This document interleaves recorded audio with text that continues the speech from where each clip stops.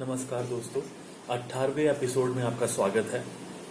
स्वामी ज्ञान ऋषि स्वामी लीलाशाह अहमदाबाद। श्री स्वामी केशवदास महाराज गुलाबदासी संप्रदाय के थे तथा टंडो मोहम्मद खान जिला हैदराबाद में आकर ठहरे थे। उसके बाद पंगरी तालुका टंडेबाग में रहते थे। श्री स्वामी लीलाशाह महाराज जी उनके शिष्य बने। उसके बाद उनका दूसरा शिष्य भगत तुलसीदास बना था, जो गृहस्थी व दरबार वाला था। स्वामी लीलाशाह जी का प्रथम नाम लीलाराम और फिर गुरु द्वारा दिया गया नाम लीलादास था। वे एकांत में रहना पसंद करते थे। इस कारण गुरुदेव ने उन्हें भगत रतनदास गुलाबदासी की समाधि तलहार में भेजा। वहां गुफा बनी हुई थी। यह शहर से दूर फुलेली तट पर एक मनमोहक स्थान था, जिसमें कुटिया तथा छोटा सुंदर बगीचा भी था। स्वामी जी वहां जाकर रहने लगे। 5 वर्ष बिना भोजन के व्रत। स्वामी जी दिन के समय जंगल तथा गुफा में रहते थे। ऐसे 5 वर्ष मूंगफली व चने खाकर जीवन व्यतीत किया। फिर एक समय पालक, गाजर, पुबली सब्जियां तथा हाथ की चक्की से पिसे अनाज की रोटी खाते थे। नर्म बिस्तर, पलंग आदि पर नहीं सोते थे, परंतु चद्दर, दरी व सर्दी में एक कंबल रखते थे। शुरू से ही खादी के वस्त्र पहनते थे। महात्मा गांधी के अफ्रीका से आने से पहले से वे सफेद खादी से बना हुआ चोला पहनते थे। उनके पास हर चीज स्वदेशी थी। योग क्रियाओं में पूर्णता। सब प्रकार की योग क्रियाएं कई संत महात्माओं से सीखी तथा उसमें पूर्णता प्राप्त की। योग क्रियाओं के द्वारा कई बीमारियां दूर हो जाती हैं, इसका बहुत प्रचार करते थे तथा उसके प्रयोग के कई दृष्टांत लाड़ के लोगों ने देखे। मैंने जो दृष्टांत देखे उनका वर्णन करता हूँ। चांदरे गांव तलहार के पास था। मैं भी पहले ज्ञानचंद पारवानी के नाम से राज ऋषि दयाराम गिदुमल की जमींदारी में वहां एजेंट था। वहां श्री खजूमल दुकानदार रहता था। उसे दमे की बीमारी की बहुत तकलीफ थी। हकीम, वैद्य, डॉक्टरों की दवाओं से भी कोई फर्क नहीं पड़ा। वह स्वामी जी का श्रद्धालु था, अतः उन्हें अपनी तकलीफ के बारे में बताया। स्वामी जी ने उन्हें धोती क्रिया सिखाई और उसके द्वारा वह स्वयं तो ठीक हो गया, परंतु उसने कई अन्य को भी इस बारे में बताया। दमे की बीमारी के कई मरीज इस धोती क्रिया से ठीक हो गए। मातली निवासी श्री वेंसीमल, जो अब वेरावल में रहता है, वह सिंध में पागल हो गया था। उसे गीदू बंदर अस्पताल में घरवाले भर्ती कराने के लिए ले जा रहे थे, तो स्वामी जी मातली में आकर पहुंचे। उस समय मैं दीक्षा लेकर स्वामी जी की आज्ञा पाकर हरिजन कार्य वहां करता था। यह मेरी आंखों देखी बात है। स्वामी जी ने लोगों की सहायता से वेंसीमल को शीर्ष आसन करवाया, बादाम, रोगन आदि से मालिश करवाई और पीनी रखवाई। 1-1.5 महीने में वह बिल्कुल ठीक हो गया। फिर तो पागलों को ठीक के नाम से भी स्वामी जी प्रसिद्ध हो गए। लोग कहने लगे कि स्वामी जी जब पागल के सर पर कृपा का हाथ फेरते हैं तो वह पागल भी ठीक हो जाता है, परंतु स्वामी जी ऐसे लोगों को फटकार लगाते थे तथा कहते थे कि ऐसी बेबुनियाद बातें ना करें। सांप के काटे हुए को मृत समझा, परंतु वह जीवित हो गया।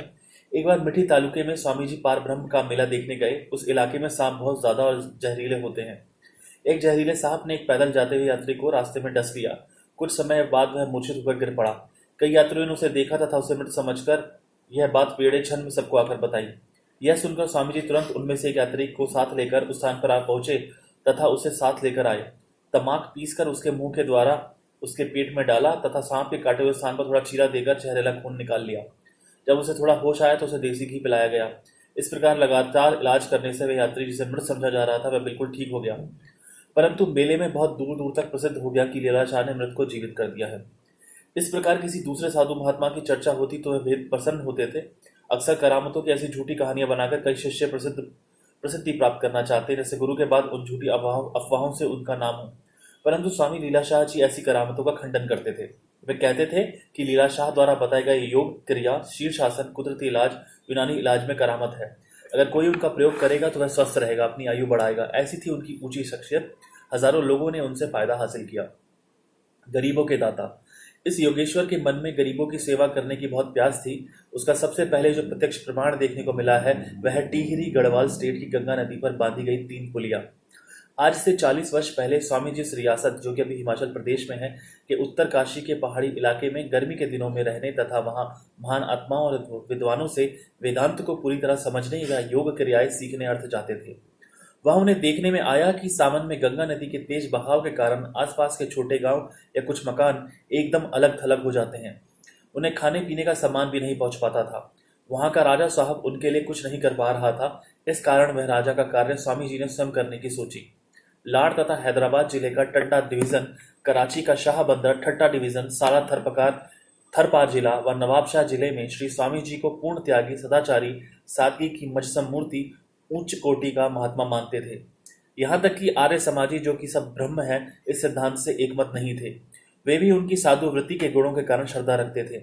स्वामी जी ने जब प्रथम बार अपना यह विचार प्रकट किया कि इस कार्य के लिए हजारों रुपयों की आवश्यकता है, तो उनके सब श्रद्धालु आश्चर्यचकित हो गए। जो साधु कभी पैसा लेवे नहीं, अपने पास रखे नहीं, वह इस परोपकार के लिए पैसा मांग रहा है। अतः कई लोगों ने दिल खोलकर दान दिया। वे अपने साथ एक रिटायर्ड इंजीनियर को वहां ले गए। इस प्रकार वहां 3 सुंदर पुलिया बन गई। यह उनका प्रथम लोक कल्याण का कार्य था, जो कि हिंद सिंध में मशहूर हो गया।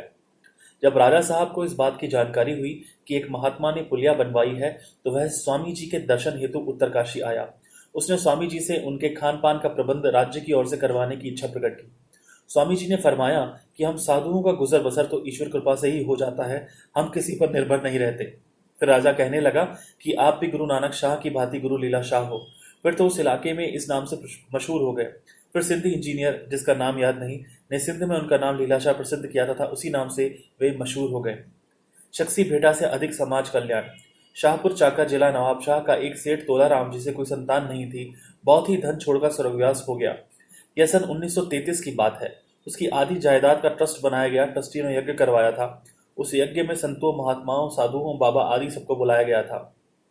अनेक वेशधारी भी आए थे। उस महायज्ञ के लिए स्वामी जी को भी निमंत्रण देकर बुलाया गया था। उस समय स्वामी टेऊराम, कवि पहलाज, संत आलूराम आदि को भी बुलाया गया था। यज्ञ के अंत में दक्षिणा के रूप में सबको वस्त्र तथा नकद भेंटा दी गई। दूसरों की भांति स्वामी जी को भी धोती, कमीज, दुशाला व नकद भेंट की। वे वस्त्र विदेशी कपड़े से बने हुए थे, अतः उन्होंने नहीं लिया। फिर ट्रस्टियों ने उन्हें खादी के चोले जितना वस्त्र दिया। नकद भेंटा मिलने पर उसे लौटाते हुए कहा कि इतने ही पैसे मैं और भी देता हूँ, हिंदी गीताएं मंगवाकर बच्चियों, माताओं व बहनों को दे दो। उनकी प्रेरणा से स्वर्गवासी श्री तोलाराम के नाम पर कन्या पाठशाला भी खोली गई, जिसमें कन्याओं को हिंदी सिखाई जाती थी। अंत में बालिकाओं को उनके विवाह में पाठशाला की ओर से गीता दी जाती थी। स्वामी जी इस ट्रस्ट के अंत तक ट्रस्टी थे। दूसरे ट्रस्टी हैं सेठ धीरूमल, बसरमल, संगतानी, आदिपुर तथा सेठ चंदनमल, मंगनमल, बंबई। इस ट्रस्ट का कार्य गरीबों की सहायता करना है।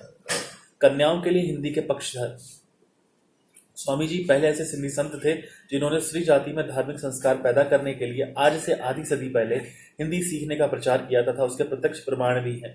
उनकी प्रेरणा से श्री तोलाराम कन्या पाठशाला के अलावा सिंझोरे में श्रीमती कर्मदेवी पारवानी पुत्री पाठशाला, टंडो मोहम्मद खान में स्वर्गीय भगत खेमचंद कन्या पाठशाला, मातली, तलहार, बदीन व झम्पीर में कन्या पाठशालाएं स्थापित की हुई हैं। बदीन व झम्पीर में बुजुर्ग ब्राह्मण अध्यापक थे, दूसरी जगह पर स्त्रियां अध्यापिकाएं थी। पूरा प्रबंध श्री गांधी सेवा समिति ट्रस्ट सिंध द्वारा किया जाता था। मैं अंत तक ट्रस्ट का चेयरमैन था। सभी पाठशालाओं में हिंदी मीडियम पढ़ाया जाता था। गीता पढ़ना, पढ़ाना तथा विवाह में कन्याओं को देने का दस्तूर जारी था। स्वामी जी ने न सिर्फ कन्याओं में गीता का प्रचार किया, बल्कि पुरुषों में भी इसका प्रचार करते रहे। गीता प्रेस गोरखपुर की छपी छोटी गीता काफी तादाद में अपने साथ रखते थे। पुरुषों को देते समय कहते थे कि प्रत्येक हिंदू का परम धर्म व फर्ज है कि गीता का अध्ययन करें तथा दूसरों को भी पढ़ना सिखाएं। उनके प्रचार के दौरान हजारों कन्याएं गीता पढ़कर पूर्ण हिंदू सभ्यता वाली स्त्रियां बनी। हजारों पुरुषों ने गीता पढ़ने के लिए हिंदी सीखी। हरिजन उद्धार के लिए।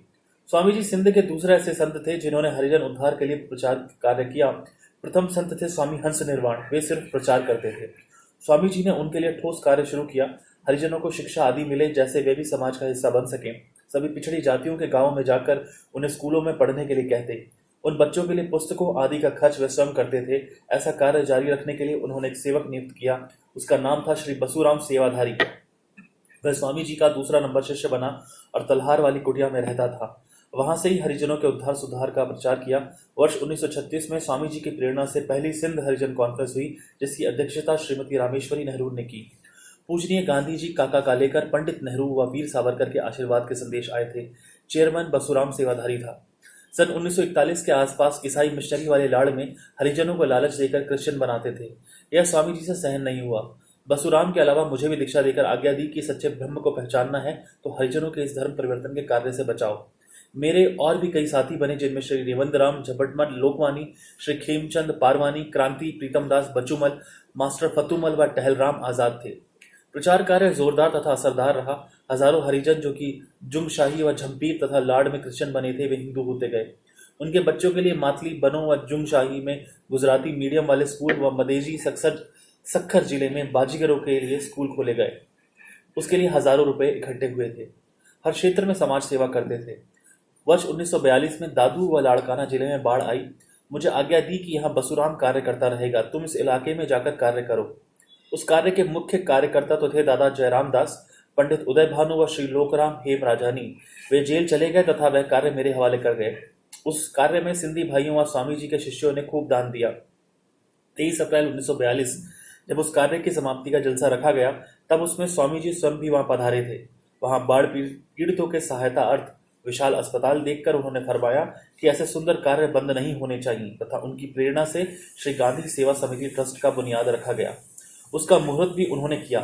वहां उपस्थित मुख्य समाज सेवक प्रोफेसर निर्मल दास गुरबख्शानी, प्रिंसिपल जगत राय ईसरदास शिवदासानी, भाऊ हरिसुंदर रूपचंद, प्रोफेसर श्यामदास वासवानी तथा लेखक के छोटे ट्रस्ट से शुरुआत की। फिर पाठशालाएं, हरिजन स्कूल, अस्पतालें, लाइब्रेरी, प्रचार व सहायता के कार्य उनके हवाले किए। संरक्षक स्वयं थे, कमी आने पर हजारों रुपए लाकर देते थे। बंगाल के लिए 10,000 मन अनाज इकट्ठा। वर्ष 1943 में बंगाल में भयंकर अकाल पड़ा। कई संस्थाओं तथा श्री रामकृष्ण मठ वालों ने सहायता के लिए निवेदन किया। स्वामी जी पहले सिंधी व पहले साधु थे जिन्होंने उस महान कार्य के लिए 10,000 मन अनाज इकट्ठा किया, जिसमें काफी तादाद में चावल थे, परंतु उन्हें मशहूर होने की कतई चाह नहीं थी। इस कारण वह अनाज गांधी सेवा समिति की ओर से कलकत्ता भेजा गया।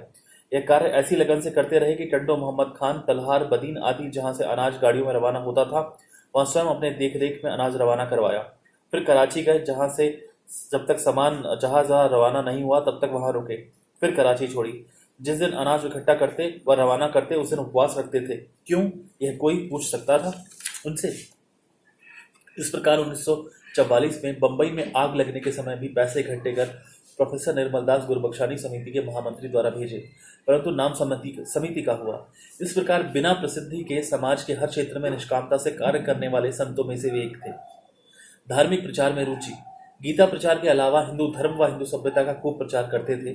शराब, मांस, बीड़ी, तंबाकू व सिनेमा के खिलाफ प्रचार करते थे। पाखंड पूजा, ऊपरी हवा, भूत प्रेत, झाड़ फूक आदि के खिलाफ प्रचार करते थे।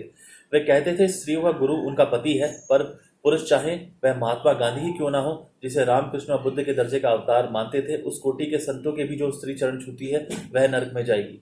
यह था उनका प्रचार। स्वयं भी इस पर अमल करते थे। किसी भी स्त्री को पैर नहीं छूने देते थे। जहां रहते थे वहां किसी स्त्री को नहीं आने देते थे। कहते थे कि जो साधु अपने को त्यागी कहलाते हैं, वे किसी भी वृद्ध अवस्था का हो, उसे स्त्रियों को अपने पास नहीं आने देना चाहिए। वे 23 वर्ष की आयु में साधु बने और 93 वर्ष की आयु में ज्योति जोत समाये। 70 वर्ष तक उस नियम का पालन करते रहे तथा गृहस्थी वृद्ध माताओं को भी नहीं आने देते थे। इस प्रकार बाल ब्रह्मचारी स्वामी पूर्ण ब्रह्मचर्य व्रत पालन करते हुए ब्रह्मचर्य गृहस्थी के लिए कितना महत्वपूर्ण है उस पर भी जोर देते रहते थे। राजनीति क्षेत्र में स्वामी जी। सन 1942 में क्वाइट इंडिया हलचल शुरू थी। गांवों में जोड़जक कार्य चालू था। स्वामी जी जनता में उत्साह बढ़ाने के लिए प्रचार करते थे। श्री खेमचंद पारवानी नेमाणा के रचित सिंधी कौमी गीत चुने हुए फूल पुस्तक के रूप में छपवाकर प्रवचनों के बाद बांटते थे। सभी से उसकी कुछ पंक्तियां कहलवाते थे। भल गुलामिया में मिलन जे नोट नाणा बेशुमार, पिण मिलन उहदा बदा जे हुजन लकबन कतार, तब गुलामिया जे जियण खा मौत बेहतर सद हजार। जेल से नेतागण भी छूटकर आ गए। स्वामी जी की प्रेरणा से गांधी समिति नामक बड़ा सम्मेलन माथली में किया गया। पंक्ति सम्मेलन प्रधान प्रोफेसर घनश्याम, राजनीति सम्मेलन मुख्य वजीर श्री अल्लाह बख्श सूमरो, हरिजन कॉन्फ्रेंस प्रधान प्रोफेसर मलकानी तथा स्वास्थ्य सम्मेलन प्रधान डॉक्टर गोविंदराम पंजाबी थे। कॉन्फ्रेंस के सभी विभागों में स्वामी जी ने हिस्सा लिया तथा वे एक प्रकार से उसके अंग बन गए। चुनाव के लिए प्रचार। सन 1946 के असेंबली चुनाव के लिए कांग्रेस की ओर से थरपारकर व टंडो डिवीजन में काफी प्रचार किया। पैदल चलकर भी लोगों को कांग्रेस के पक्ष में वोट देने के लिए कहते थे। स्वामी जी का प्रभाव। एक अजीब घटना हुई। टंडो डिवीजन में राय साहब रिजूमल हिंदू महासभा की ओर से उम्मीदवार था। डॉक्टर मोनजी उसके प्रचार के लिए आया था। उसी समय पंडित नेहरू भी सिंध के रटन पर आए थे। मेहड़ में हिंदू महासभा उम्मीदवार श्री निहाल चंद को चुनाव से हटवाया गया। वैसा ही इस उम्मीदवार से भी कहा गया, परंतु इस उम्मीदवार रिजूमल ने चुनाव से हटने से इनकार कर दिया। डॉक्टर चोइथराम भी जैसे निराश हो गया। कांग्रेस उम्मीदवार सेठ टहलराम, जो कि मेरे कहने पर ही कांग्रेस उम्मीदवार बना था, उसके सामने चुनाव में उसका सौतेला भाई खड़ा था। उसने मुझे कहा कि अब स्वामी जी को बुलाओ, उनकी सहायता के बिना चुनाव जीतना मुश्किल है। लेखक इस कार्य में जुट गए, क्योंकि उस इलाके में स्वामी जी दूसरे उम्मीदवार सेठ मेघूमल पेरूमल के लिए प्रचार कर रहे थे। स्वामी जी सीधे नंदू शहर में आए, जहां उस रात राय साहब आया हुआ था। सेठ टहलराम के पुत्र श्री आत्माराम व श्री महादेव भी आए हुए थे। सभी ने अपने अपने दलों के लिए प्रचार किया। स्वामी जी की आज्ञा पाकर प्रातःकाल 4 बजे मैं राय साहब के पास गया तथा उसे कहा कि स्वामी जी ने आपको बुलाया है। वह स्वामी जी के पास आ गया। स्वामी जी ने उसे कहा कि मेरा आशीर्वाद तुम्हारे साथ है, परंतु तुम कांग्रेस उम्मीदवार के सामने चुनाव से हट जाओ। राय साहब को अपने जीतने की पूरी उम्मीद थी, परंतु स्वामी जी में बेहद श्रद्धा होने के कारण चुपचाप चुनाव से हट गया। मेरे पास उसके मैदान से हटने का पत्र पहले से ही तैयार था। उसने हस्ताक्षर किए। जिस शख्स ने पंडित नेहरू की बात नहीं मानी, जिससे उसे काफी फायदा हो सकता था, परंतु स्वामी जी की शख्सियत व आशीर्वाद के प्रभाव से चुनाव से हट गया। सेठ श्री टहलराम पर प्रभाव। चुनाव में उम्मीदवार होने से पहले सेठ टहलराम रेशमी कपड़े पहनता था, फिर खादी सिल्क जैसे कीमती वस्त्र पहने। जब उस पर स्वामी जी का प्रभाव पड़ा तो वह खादी के सादे वस्त्र पहनने वाला सादगी व संयम की मूर्ति बन गया। हिंदुस्तान में रहते हुए आदिपुर में कई वर्षों तक वेदांत की कथा करता था। उसने स्वामी जी के लिए आदिपुर स्टेशन के नजदीक में ही आश्रम बनवाया था, जहां अब स्वामी जी की समाधि है। श्री टहलराम के प्रति प्रेम व श्रद्धा के कारण स्वामी जी आदिपुर में अधिक आते थे तथा उसके स्वर्गवास होने पर उसके पुत्रों के प्रेम के कारण आते थे। जब स्वामी जी ज्योति जोत समाये थे, उससे पहले श्री टहलराम जी बरसी पर आए थे, परंतु बरसी प्रोग्राम बीच में छोड़कर पालनपुर आ गए। श्री महादेव को कहा कि बरसी के बाद आएंगे। वे आए, परंतु किसी और रूप में। इस प्रकार समाज सेवा व मानव जाति के लिए कार्य करके स्वामी जी अमर हो गए। धन्यवाद मित्रों। नमस्कार।